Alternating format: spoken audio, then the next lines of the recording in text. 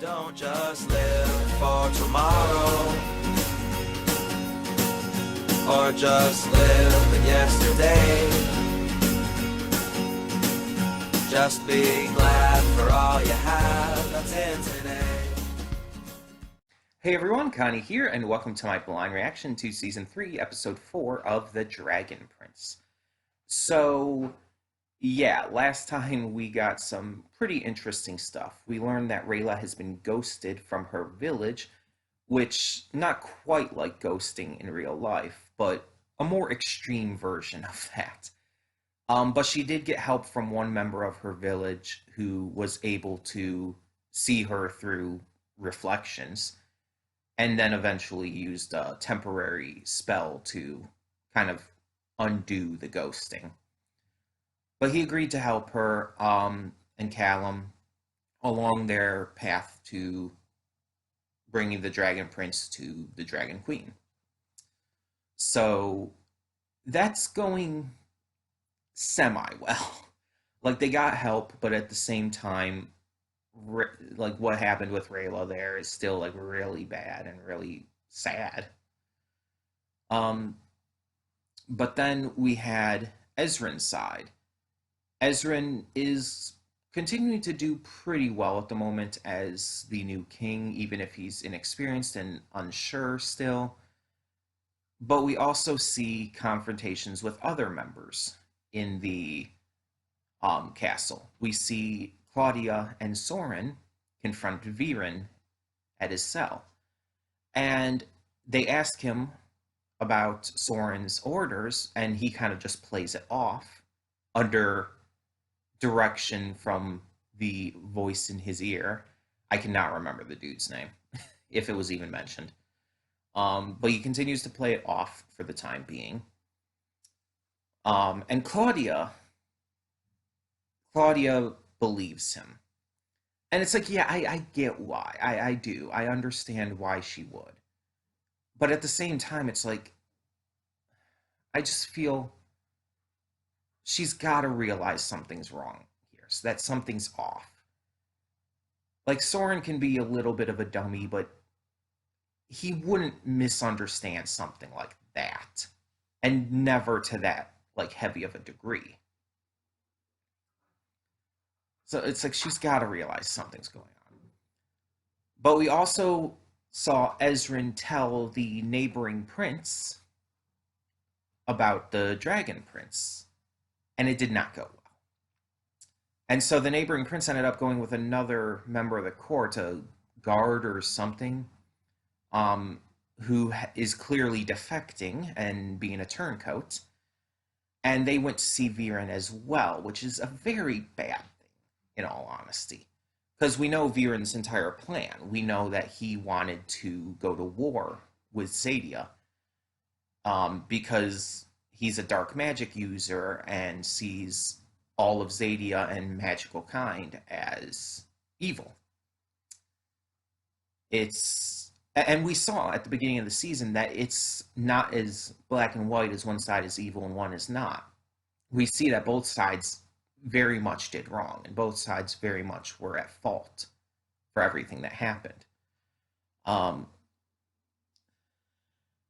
And that's why it's kind of so important that both sides fix this, which is what Callum and Rayla are doing. So yeah, but at the same time, Viren is still going to be a thorn in our side, isn't he? I just don't know what his plan is going to be. Like, even if these two let him out, the only thing he could really do is defect to their kingdom, right? Well, to the prince's kingdom, in which case the guard or whatever would be defecting as well.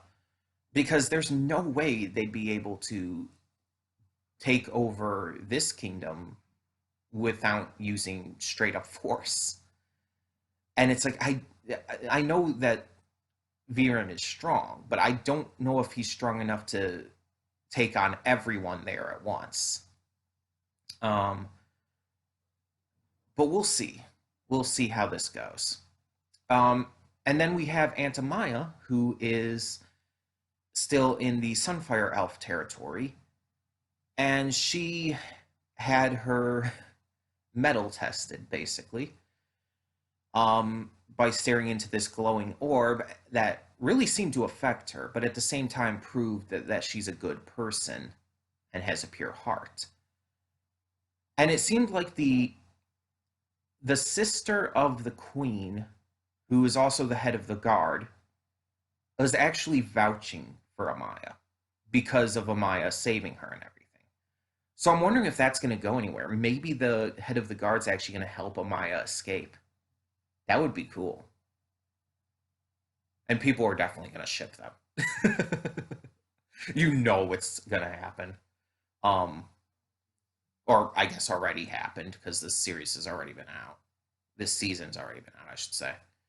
But either way, I wish I heard more of people talking about the series, but I just never do. Um, and I still haven't gotten around to actually watching more of or to rewatching the first couple seasons through someone's reactions. I really need to get on that. I keep putting it off. I keep procrastinating. And it just sounds about right for me, though. But I'm excited to get to more. I'm excited to see what more this season has in store for us. This is like 8 or 9 episodes long for this season, so we're already kind of reaching the halfway point with this episode. So I'm definitely interested to see where this goes because not too much has actually happened yet. It seems like it's mostly just been not unimportant stuff, but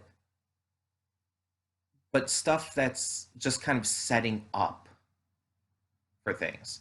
With Ezrin taking the throne, with the prince and the turncoat going to see Viren, with Rayla and Callum getting into Zadia and finding Rayla's village and everything. It's setting up for stuff, but it hasn't actually started really doing much of anything quite yet.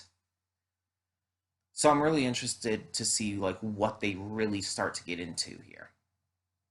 Um, if I had to predict anything, I think that Viren is definitely going to escape. I don't know what they're going to do, but him and these other two, but he's definitely going to escape.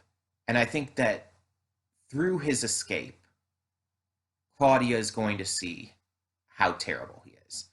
Whether he attacks her in Soren or something else happens, she's going to see how terrible he is.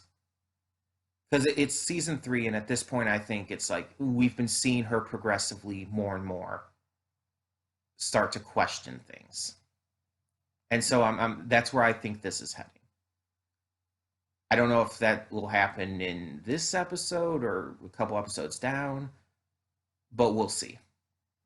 So either way, we're going to get this started and hope for the best with another episode of the series. So when the screen fades to black, pause this redirect and go to the description below. Follow the link to the reaction, and after you watch it, come back here to the redirect and resume play. Because after it fades to black and then fades back in, everything from that point forward will be my afterthoughts and will contain spoilers to the episode. So, that being said, thank you so much for tuning in, and I will see you at the reaction.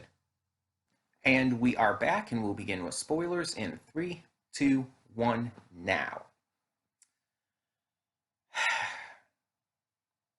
So yeah, no surprise that Nyx betrayed them and kidnapped Sim. Like, saw that coming. I was kind of hoping that it would kind of subvert the expectations and have her end up actually being trustworthy and a friend, but no, it was super blatantly obvious especially because her introduction in this episode was seeing her taking down the messenger bird arrow thing that was sent off in the first place. And so it's like we knew right from the bat that she couldn't be trusted. So they weren't hiding it. So I'm also glad that they didn't take too long for the betrayal to happen. They could have waited episodes or even till near the end of the season, but no, they did it right in the same episode. So I can be okay with that. But what we got here,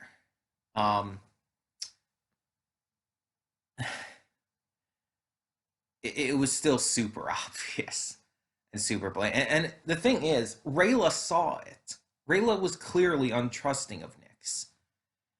And she just kind of relented because it's like, yeah, the entire thing about crossing the desert safely rather than, going around, it would take less time and it would just be easier and everything.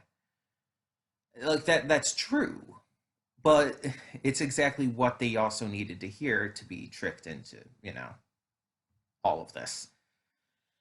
So unfortunately, it worked.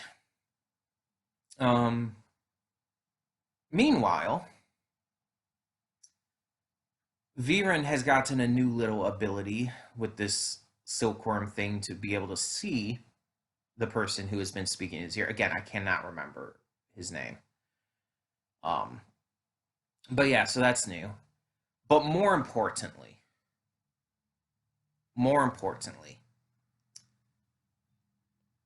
Prince Kasif has declared that his and the other kingdoms will be going to war with them if Ezrin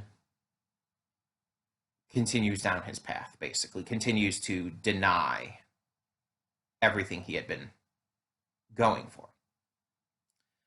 Ezrin continues to stand firm, but when he starts to hear how many people would die from this battle, even if their kingdom wins, he starts to question things because he's a good-hearted kid.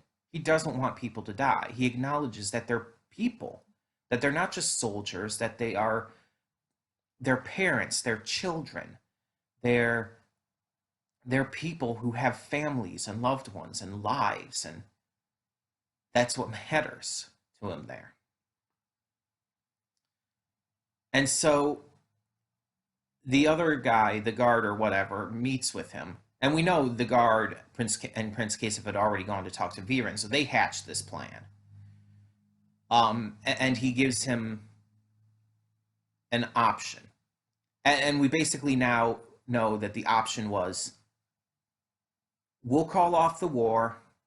Everyone who doesn't want to fight in the first place can go home, but you have to abdicate the throne to Viren.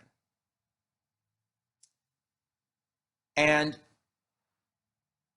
as I said a couple times, kids are easily influenced, and for someone like Ezrin, who is so kind-hearted and just is so against the idea of these people dying for this, this would obviously influence him. He, without question, without hesitation, well, maybe a little bit of hesitation, but would do something like this for the people of his kingdom. The unfortunate thing about it, though, is it's not a solution. Putting Viren in charge and taking his place in the cell, it doesn't actually solve the problem. People are still going to die. Probably just as many, if not more. In fact, I would say more accurately, more people are going to die with this war against Zadia that Viren wants to impose. And it just continues the cycle of hate and bigotry and violence that the two separated worlds, basically you could call them, have to go through. The humans and the magical folk are just, we need this to end. We need this separation between them to end. And again, as I said before, it's like, this is kind of what Callum and Rayla's entire story is about. They're a human and a magical creature person, a Zadian, let's just put it that way, a human and a Zadian working together not only for this goal, but also becoming close, as we definitely see in this episode. And it's great to see that, but at the same time, everything is going to shit right now.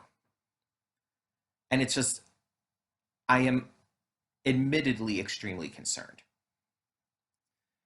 I doubt Viren's going to be in power at the end of the season. He's probably going to be driven out, or something's going to happen to where he has to like flee or something. I don't know. Either that, or hopefully he'll die. I mean, I wouldn't mind. But I doubt he's going to be in power by the end of the season. In fact, that's probably what a lot of the season finale for Ezran's side of the story is going to focus on.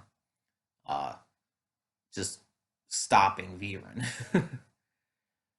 But we'll see. I'm just wondering how that's going to go because with Prince Kasef and everything too. But the fact of the matter is that Ezran made the wrong decision, without question. Like, yeah, war is horrible. War is never a good thing. It is never acceptable, and all those deaths, it's not right. But at the same time, Ezra chose the worst option. Again, that's going to cause more deaths. That's going to cause just worse situation. Ezran made the wrong decision, but he was also coerced into doing so. It wasn't entirely his fault. He was susceptible at the moment because of his emotions regarding all of this, and they took advantage of that.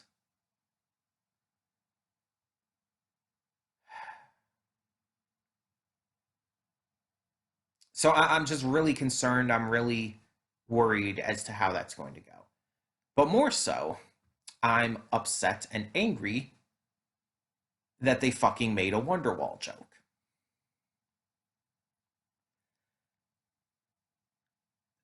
It was so stupid and blatant. Like that meme isn't even relevant anymore. No one says that anymore. Like that was a meme and a joke for a bit of time, like a while back, years and years ago. And it's based like off of I guess a performance by Oasis where is it Noel Gallagher or Ian Gallagher? I think there's both of them who are in Oasis, but they also hate each other or something like that. But either way, one of them was like talking to the audience or whatnot, then said, "Anyway, here's Wonderwall," and it kind of became a meme and a joke and everything. I would never have expected and never would have wanted to hear that here. It was such a dumb, stupid, just I like I was upset a couple episodes ago with the juvenile naming conventions and shit of the plants and whatnot in Zadia, and just the concepts of them in general, not just the names. But this is almost worse because this is painful. Like before with the other stuff, it was just annoyingly stupid. It was childish and juvenile, but this is painfully bad because it was so forced. It I, it was such a forced joke and didn't really work. And again, it's so outdated. It's like why was that written in there? I mean, it doesn't hurt anything with the story. I'm not trying to say like it ruins the episode or anything. No, it's just why was that in there? I do not understand why the writers thought that would be a good idea. Like I don't understand why they would think that would be funny or entertaining or anything. It was so dumb. Because the thing is, you can't use a line like that. That's so just heavy in pop culture at this point because of how big of a meme it was at one point. You can't just use a line like that and expect it to sound natural. It won't work. It'd be like if there was a character in this series named Rick and they casually dropped a line about Rick rolling or something. it would feel so unnatural because of the cultural impact that that meme has had within real life pop culture. And it's the same thing with the anyway here's Wonderwall, or in the case of the series that she said anyway here's the Wonderwall, referring to the wall of magic protecting the oasis. Also protecting the oasis because Wonderwall is by Oasis, and it's like it's so forced and ridiculous and stupid, and I hate it. I hate it so much. Like I don't know what was going through the writers' heads when they were trying to write the comedy of this season between again the naming conventions a couple episodes back and again just the concepts of the plants and everything in the Zadian forest and now this it's like what were they trying to do? What was the goal here? What was the idea here with this humor? I legitimately do not understand how they thought that would be a good idea and how that was accepted into the final script. I know I'm harping on this for quite a while, but I am really legitimately thrown off by that.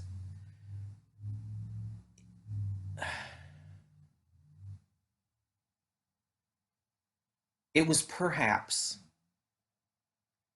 the dumbest, most blatantly shameless reference slash joke I think I've heard in anything. Like, it's so bad. I'm kind of in shock by how bad that was. Like, I get what they were doing with the joke. Again, it's an oasis. They're making an oasis joke. They're making a reference. But again, it's just it does not work because of how ingrained that line, that quote is into pop culture. It's it it's so it's such a big line. It's so famous. It's so well known that that joke does not work, and it just feels super unnatural. It feels extremely forced. It feels extremely dumb. I do not know how else to put it. This episode is making me feel concerned over the events of everything happening, and then it's just distressing me over a fucking Oasis reference. What is this episode? What is the season so far?